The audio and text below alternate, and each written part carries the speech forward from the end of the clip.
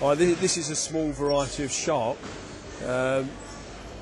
British consumer probably doesn't understand that they're eating a lot of shark if they go into fish and chip shops, because what's sold as huss is actually a small dogfish, and an awful lot of that is consumed.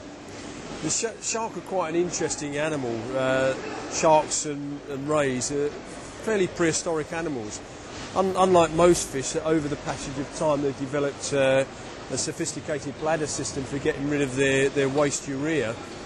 Sharks and rays haven't got a bladder system, and in order to get rid of their urea they need to pass it out through the blood system and out through pores in the skin. So quite often when you catch a shark, if it's in fairly warm conditions, as soon as the heat hits the outside of the shark, you can smell ammonia, because the heat is separating the ammonia from the urea, and you get that smell of ammonia.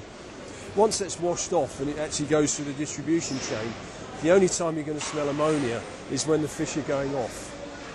And if you get the slightest hint of ammonia coming out of a piece of shark or a piece of skate when it's at the retail level, if you try and cook it, it's going to taste really bitter. And the ammonia will come out more and more as you put more heat into the product while it's cooking. And it'll be very bitter to the palate and totally unpalatable. What's the interesting thing about shark is that if you feel them, if you run your fingers this way down the fish, exceedingly smooth. Run your finger the other way, it's really rough, a bit like sandpaper. And of course, going back in the Middle Ages, a lot of shark skins would have been used for things like sword handles. You can just imagine a knight in the middle of a battle sort of get his hand getting nice and sweaty and throwing his sword, and they say, "Excuse me chap, can I have my sword back, because I've just..." Whereas of course if you've got a shark skin on it, you've got that grip, so you're never going to let it go.